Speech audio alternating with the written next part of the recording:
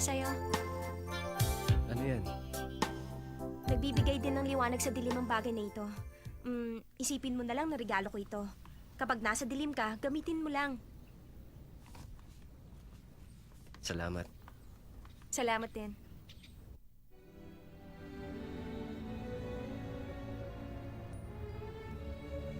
Nagbibigay ng liwanag?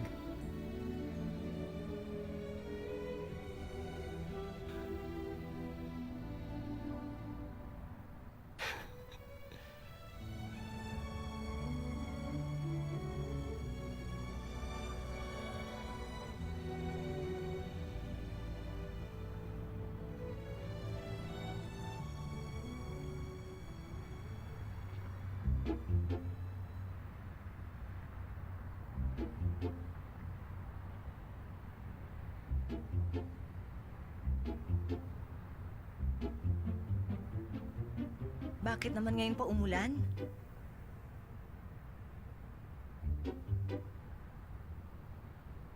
Ex-girlfriend ni Dao Mingze? Anak ng Novorish? Teka nga, nang insulto ka ba? Di ba ikaw nauna? Bakit ganyan ang suot mo? Nakakatawa. Mukha akong ano sa suit kong ito. Mukhang ano? Sige, mukhang ano. Hmm? Ah. Pervert. Ano ka ba? Mukhang detective. Sorry, hindi ko alam. Sorry. Bakit nakasuot ka ng pang detective? May iniimbestigahan akong kaso. Nakapang detective ka dahil may imbestigahan kang kaso? Mhm. Tungkol saan yun? Kahapon kasi, may nakilala kaming lalaki at interesado siya kay Sanchay. Ang sabi niya, pinsan siya ni Daming Sa. Ano?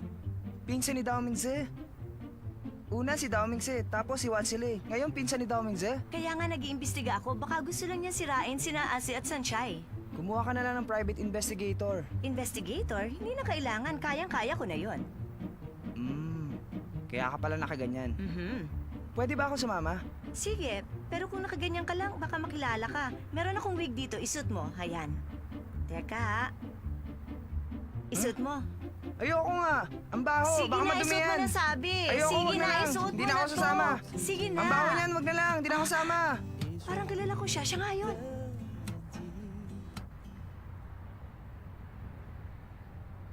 Tingnan mo nga naman ang pagkakataon. Ako yung naka-blind date mo. Natatandaan mo pa ba? Oo naman. Ikaw at yung isa pang babae.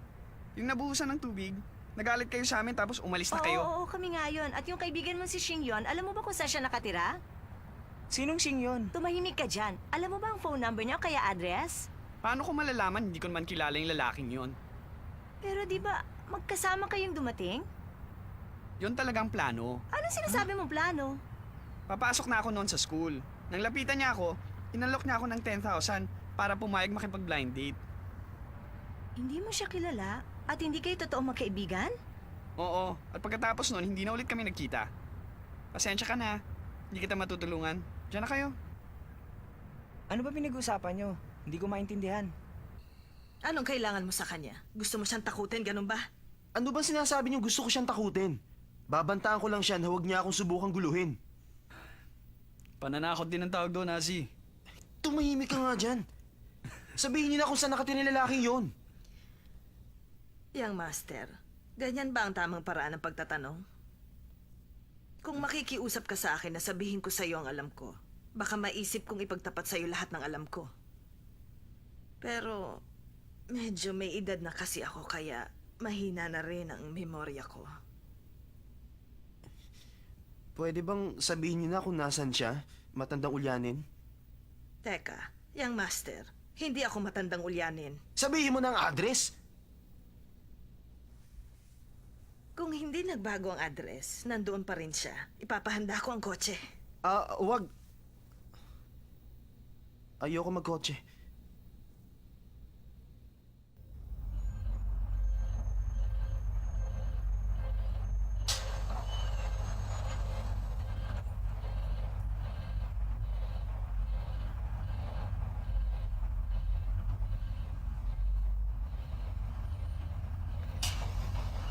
Teka, Yang master, magbayad ka muna. Yang master Mitsu, magbayad ka rin. Hoy, tumayo ka dyan. Upo ako. Hoy! Mahiya ka naman dun sa babae. Pasensya ka na sa kanya. Halika, dito ka. Halika.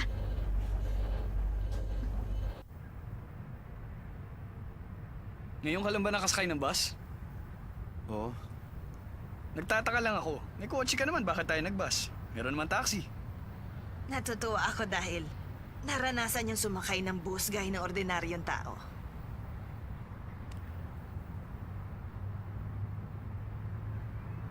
Medyo, hindi naman ako naiiba sa mga nasa likod mo, di ba? Hindi na iiba. Pero hindi ka bagay dito. Kaya ko maging tulad nila at sumakay ng bus. Wala kami pinag-iba.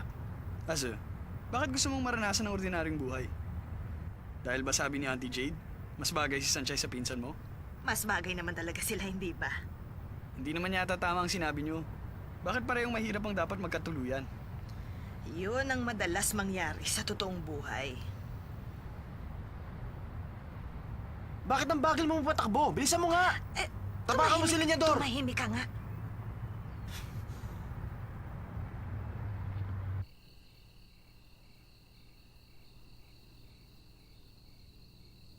Shansay, Ikaw na naman? Ba't nandito ka? gusto kita makita. Ha? Nagbibiro ka ba? Shing... Ano nga ulit pangalan mo? Ako si Shing yon. Shansay, kahit gaano ka pa katanga, dapat tanda mong pangalan ng nakilala mo. Pasensya ka na. Alam mo, pareho talaga kayong magsalita ni Tao Ming Tse. Huwag mo siyang banggitin sa akin, okay? Naiinis ako. Sorry, hindi na. Ano nga palang dahilan at pinuntahan mo na naman ako dito? Iwan mo na si Daming Sir. Nandito naman ako. Pangako, pag tayong dalawa na, pupunan ko lahat ng mga pagkukulang niya sa'yo. Nagbibiro ka, hindi ba? Hindi ako nagbibiro.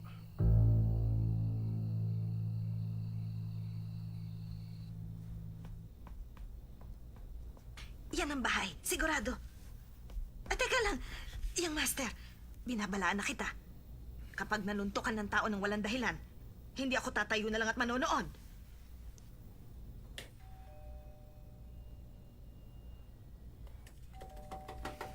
Huwag mong pindutin ng doorbell. Ano ka ba? Tigilan mo yan. Ano ka ba? Tagal. Kung wala siya dyan ngayon, bumalik na lang tayo sa ibang araw. Halika na. Ase, Ano ba? huwag ka Tayo mag- na. Sino ba yan? Auntie Jade? Yang Master Sing yun! Yang Master Sing yun! Ikaw nga! Anong ginagawa niyo rito? Auntie Jade, kumusta ka na? Buti naisipan niyong dumalaw. Ngayon lang tayo nagkita ulit. Kamusta? Mabuti naman. Yang Master Sing yun? Napakalaki mo na. Baka naman, ang ibig niyo sabihin, malaki ang bilbil ko.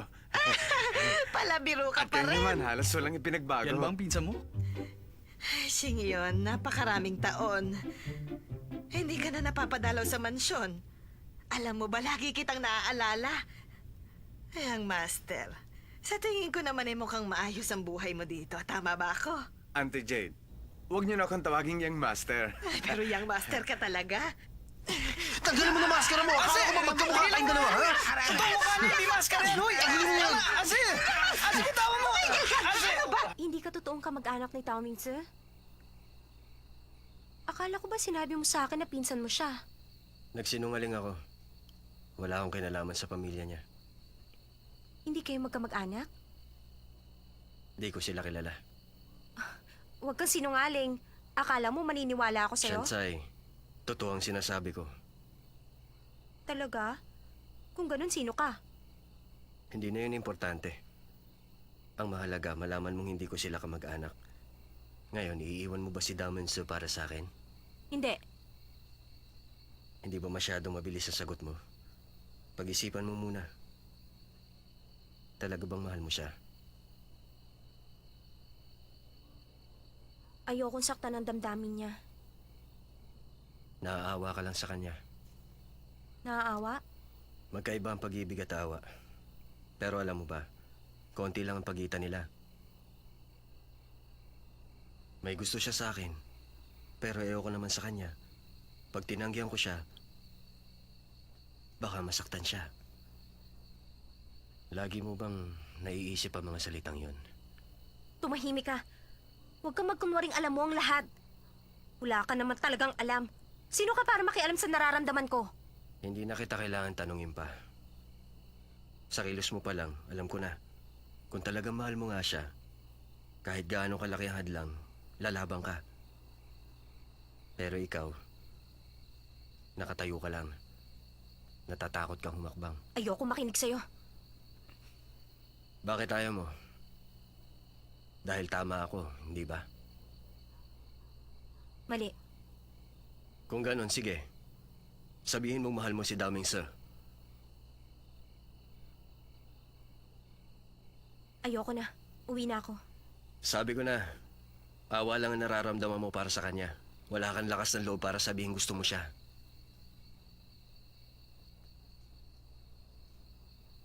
Gusto ko nga siya. Anong sinabi mo? Hindi ko marinig. Gusto ko siya. Ilang beses ko nang gustong sabihin gusto ko siya. Pero hindi ko masabi yun. Gusto ko talaga siya. At hindi ito awa lang. Huwag mo akong husgahan.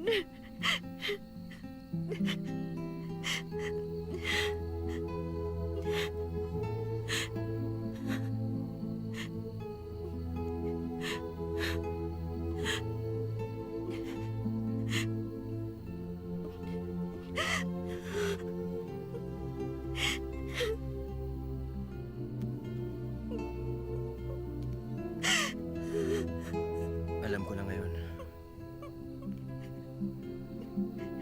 Pero bakit mo pinipigilan ang damdamin mo?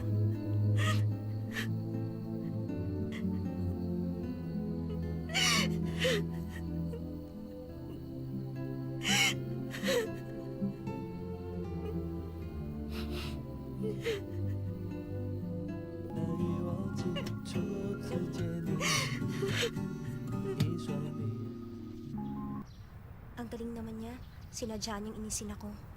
Para sabihin ko sa kanya ang tunay kong nararamdaman. Sanchay! Shinga, Bakit namumula mata mo? hindi ako nakatulog na mabuti kagabi. Ganun ba? May sasabihin ako sa'yo. Nag-imbestiga kami ni Southse para sa'yo. Kayo ni Shotze? Nag-imbestiga kayo para sa akin? Hindi ko alam ang pangyayari. Basta iwasan mo na lang ang peking pinsan ni Dao Mingze. Pareho lang silang masama ang ugali. Hoy, anak ng Super Rich! Anong sinabi mo Sanchay, tungkol sa akin? tulungan mo ako. Huwag kang magalit sa kanya. Sanchay, gumaganda ang takbo ng kwento. Sayang at hindi ko nakita kahapon ng family reunion. Family reunion? Nagkita na ba kayo ng pinsan mo? Hindi ko siya pinsan. Nalaman ko na peke ang nakilala mong pinsan ko. Anong peke? Ibig mo sabihin na hindi siya ang totoong pinsan mo? Sinabi ko na sa'yo, hindi ako ang totoong Xing yun. Kamusta ka, Daming Sir? Ako ang peke mong pinsan. Binigyan ako ng mama mo ng 5 milyon. Gusto niya paibigyan ko si Shansai. Kung ganon, balak mo nga sirain ang relasyon nila. Tama ka. Yun ang gusto ng mama niya. Yun ang totoo. Hindi ako makapaniwala, Ase. Binayaran siya ng mama mo. Saan ka pupunta? Kakausapin ko si Mama. Hindi mo alam kung nasa siya ngayon. Tumahimik ka! Bitaw mo nga Uminahon ako! pa nga! Pwede ba? Tama na yan! Tama na yan! Ba't kaya alam? Daming Sir, mamamatay ka ba pag hindi mo nakita mama mo? Ha? Aray! Pakalat-kalat kasi mukha mo! Sinabi na to eh! tama Hindi na. eh! Ano bang totoo? Bakit mo ginagawa ito?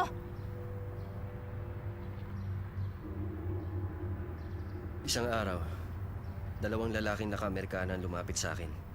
Sabi nila kailangan nila ng tulong ko. At nalaman ko, gusto ni Madam na paibigin ko ang girlfriend ng anak niya. At 5 milyon ang presyo. Kaya pala naging malapit ka kay Sanchay. Aray ko. Alam ko na. Binayaran mo yung lalaking kasama mo para makipag-blind date dito kina Sanchay. Bakit ka umamin kagad? Hindi ko rin alam kung bakit ako umamin kagad. Ngayong alam na namin, wala ka ng silbi. Umalis ka na. Para kang bata. Makinig ka. Kaya ako pumunta rito ay para tapusin na ang kontrata ko. Ayoko na magsinungaling. Dahil gusto ko siya.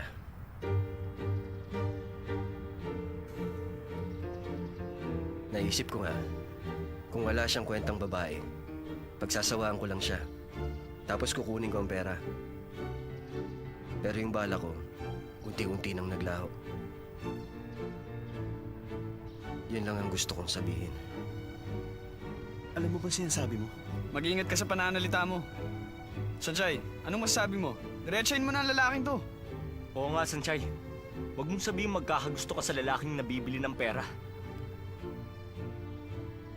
Tumigil kayo. Ano? Ano sabi mo? Sinabi ng tumigil kayo! Anong tingin niyo sa sarili niyo? Bakit niyo pinapakialaman ang buhay ko? Alam niyo ba kung sinong nasasaktan? Ako! Kung gusto nila akong dalawa ni Tao Ming Se, wala akong pakialam! Sanchay, huminahon ka lang. Paano ako magiging mahinahon? Niloko mo ko't pinaglaruan? At anong napala mo? Sinungaling! Halika nga! Sanchay! Saan ka pupunta? Huwag mo sabihin siyang pinili mo! Di nag-iisip.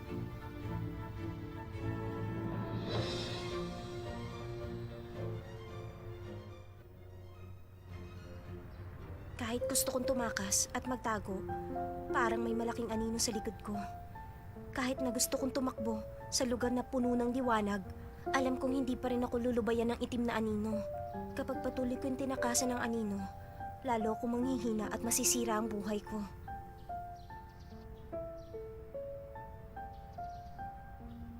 Saan mo babalak pumunta? Gusto kitang suntukin. Teka, anong gagawin? Tinatanong mo kung saan ako pupunta, dalhin mo ako doon. Saan? Doon sa mama ni Tao Ming Se, dalhin mo ako doon.